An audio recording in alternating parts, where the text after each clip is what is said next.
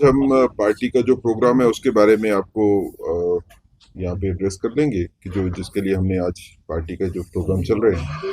उसके बाद अगर कोई क्वेश्चन होगा तो we can take that question. जैसा कि बजट जैसा आया है, ये बजट रेवोल्यूशनरी बजट है पूरे भारत के लिए। और जिस तरह से बेनिफिशियल इसमें मेजर्स लिए गए हैं, हमें लगता है कि पूरे हिंदुस्तान में भी और खासकर जम्मू कश्मीर में इसके लिए लोग जो हैं उत्साहित हैं। पार्टी के कार्यक्रम के नाते ये बजट के पॉइंट्स क्या हैं, इसमें हाइलाइट्स क्या हैं, इससे कैसे बेनिफिट लोगों को मिलता है और बजट की आवाज को जनता के बीच में कैसे पहुंचाया जाए, इसके लिए पार्टी जो है वो लगातार कार्यक्रम कर रही है जब से ये बजट आया है।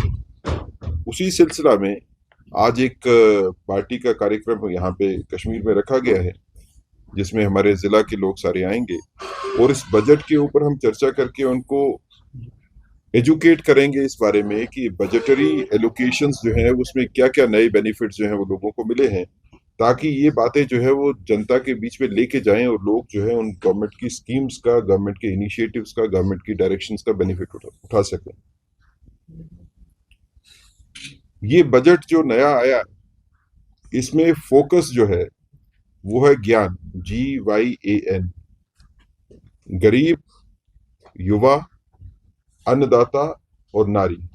The focus is on poor, youth, women and किसान, फार्मर्स।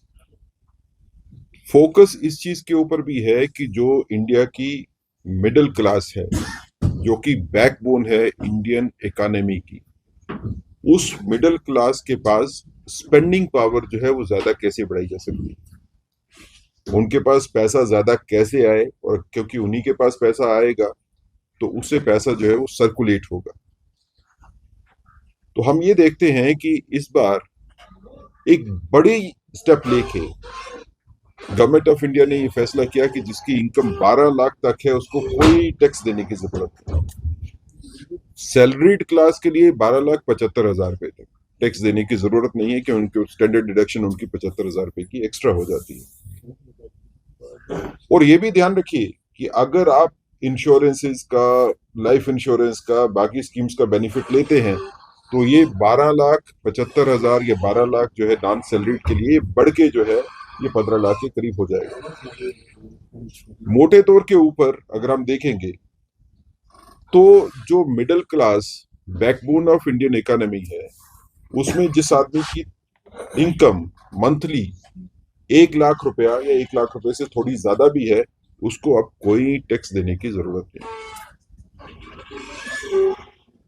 कुल मिला के देखें तो जब मैं ये कहता हूं कि ये रेवोल्यूशनरी बजट है, तो आप इस चीज को सोचिए कि इस बजटरी बेनिफिट देने का, खाली इनकम टैक्स की स्लैब को ऊपर लेके जाने का, जो गवर्नमेंट ऑफ इंडिया के ऊपर इसका फाइनेंशियल इंपैक्ट हुआ है वो 1 लाख करोड़ रुपए का।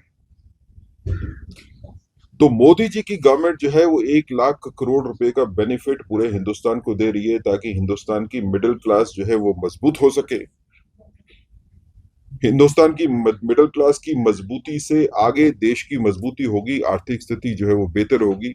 आपके कश्मीर में भी ज्यादा लोग जो है वो यहाँ पे टूरिस्ट आ पाएंगे, लोगों की जेब में पैसा होगा तो यहाँ पे आएंगे भी, इंजॉय भी करेंगे, पैसा भी खर्चेंगे। यहाँ की इकोनॉमी भी जो है कनेक्टेड इकोनॉमी है।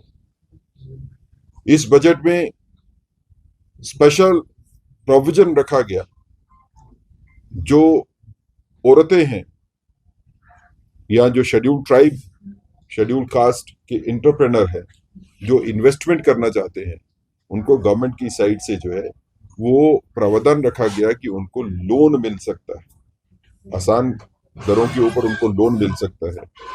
गवर्नमेंट ऑफ इंडिया उनको सारी मदद देगी इंडस्ट्री को सेटअप करने में। इसी तरह इस बजट में काफी ज्यादा प्रावधान है युवाओं के लिए भी, देश के आर्थिक विकास के लिए भी।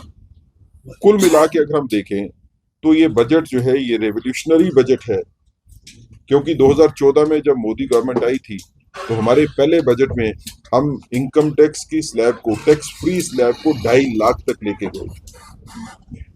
वो 2.5 लाख जो है वो 2014 के बजट में, 2019 के बजट के आते आते हमने 7 लाख तक जो है वो फ्री कर दिया, टैक्स फ्री कर दिया।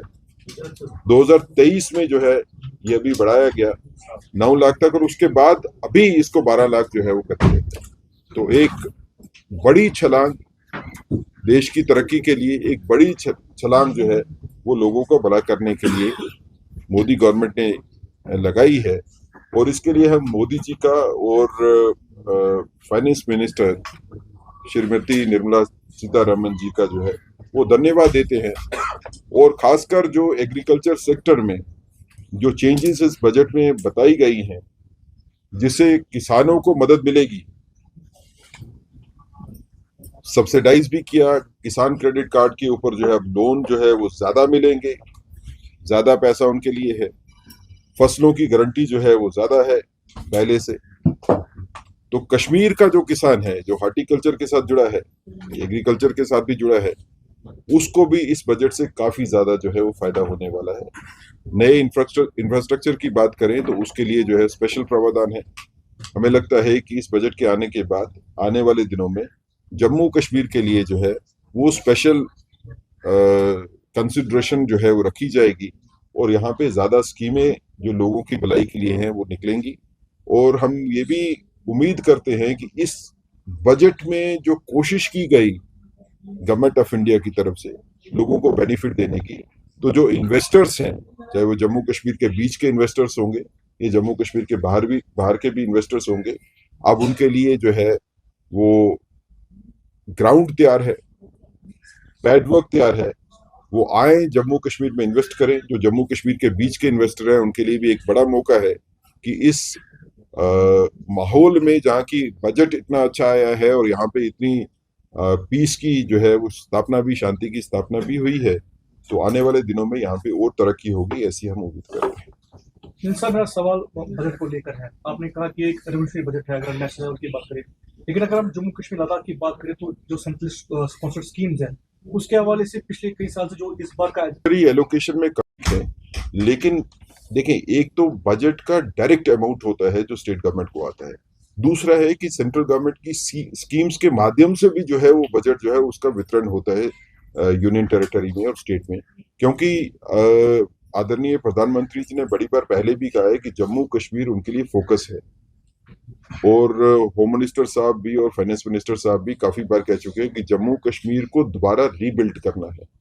तो जो सेंट्रल गवर्नमेंट की स्कीम्स के माध्यम से यहाँ पे पैसा आएगा, चाहे वो एग्रीकल्चर में होगा, चाहे वो बाकी सेक्टर्स में होगा, एजुकेशन में होगा, मेडिकल में होगा, उस माध्यम से एक बड़ी जो है, मुझे लगता है कि नेटवर्क जो है उसके बारे में आप तैयार रहिए, जनता को तैयार रहना चाहिए कि जम्मू कश्मीर में काफी बड़ी इन्वेस्टमेंट जो है वो आने वाली है गवर्नमेंट ऑफ इंडिया की।